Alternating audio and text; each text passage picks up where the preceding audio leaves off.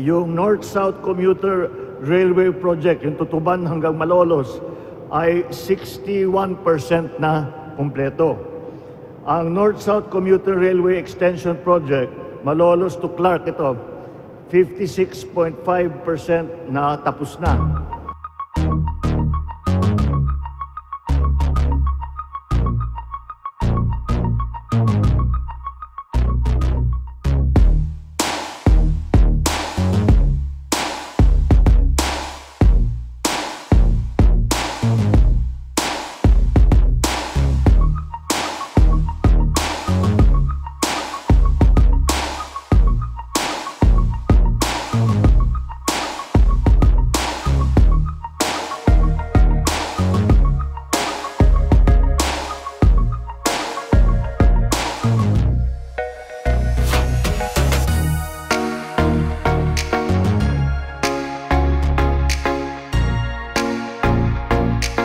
So isang magandang araw. So magandang araw sa ating lahat. No, kung saan man tayo naroroon ay ingat-ingat po tayo. At yun, no. So isang mainit na umaga. At ngayon ay nandito po naman po tayo ulit sa may bahagi ng Santo Tomas, no. Yan, no. So, yan, dito po tayo sa yung palagi nating dinadaanan dati. At sa ano na to, so magmarites tayo uli, no? Imamarites natin yung pinapagawa nyong NACR line dito sa may parte ng Pampanga, dito sa may bahagi ng Santo Tomas. At ito yung nakukunan natin dati. Ayan pa rin yung mga nakalatag ng box girder, no? Kung naaninag nyo, yan, no? So yan yung mga box girder dyan. Matagal na yung nakaano dyan. So hindi pa rin naiakyat, no? Dahil wala pang gantry. At yung dito, ito, ayan, no? So yan na po yung ginagawa nilang balance cantilever bridge. So mapansin na natin dito na ano, mukhang sa tingin ko malapit na ano dito. Ayan, no. Mayroon na silang ginawang ano dito, no, para sa cast in situ.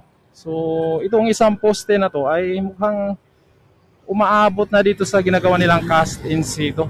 Yung nakikita ko dito, no. At yung lang umaaninag nyo dito, no? Medyo na, yan, no? Yan po yung ilog. So, dire-diretso na po yan. Connected na po yan doon sa may ginagawa nilang balance cantilever bridge. At ito ay kasama po ito sa may, ano, no? CPN 2, Phase 2, no?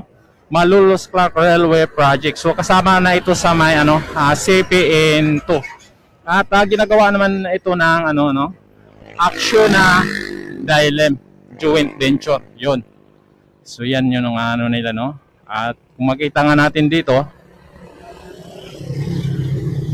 so yun sa unahan dyan, yan po yung nagagawa na nilang mga box gear, mga ano, no, viaduct, no. So nakailang span na rin sila dyan sa may bahagi ng Santo Tomas, yung lumang Santo Tomas PNR station. So doon po yung nagawa nila ng ano, ng mga viaduct. So ngayon ito. So ngayon tingnan natin yung pinakalitis dito sa may ginagawa nilang balance cantilever bridge. At mamaritisin natin kung hanggang saan na ba yung ginagawa nila dito. Dahil ito yung cantilever bridge na unang ginagawa nila dito sa may bahagi ng so tana, magpaaraw tayo. Yan, oh. So grabe.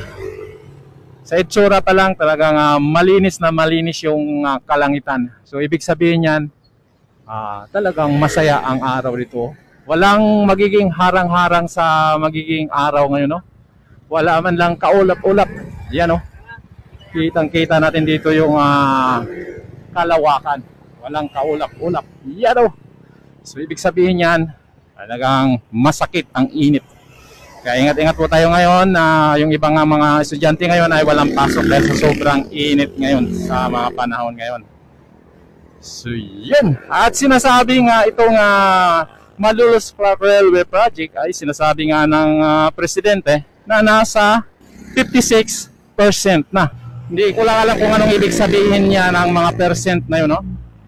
Pagdating sa estasyon, yung sa may apalit pa lang yung medyo napurma na estasyon. Yung iba wala pa. At pagdating naman sa viaduct, so ano pa lang, ito lang sa may bahagi ng Santo Tomas. at dito sa may bahagi ng Apalit at yung sa may bahagi ng ano. So wala pang ilang kilometro pa lang yan. Ang layo-layo ng so sa kabuuang alignment ng Malolos-Clark Railway Project. So yung viaduct nila, ewan ko lang kung ilang ano pa lang yan. So ayan, lahat yung gulong ni Kuya.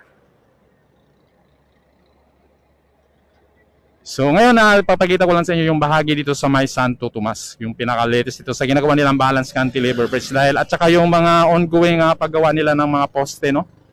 Dito sa may papunta na dito kung saan magtatagpo itong dalawang kontrata, itong CPN1 at saka itong CPN2 dito sa may bahagi ng Minalin.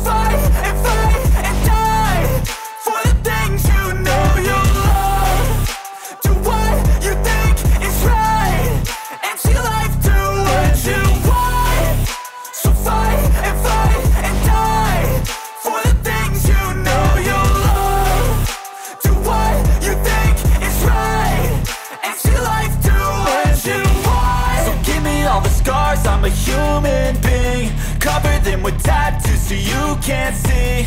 Knew it from the start, you had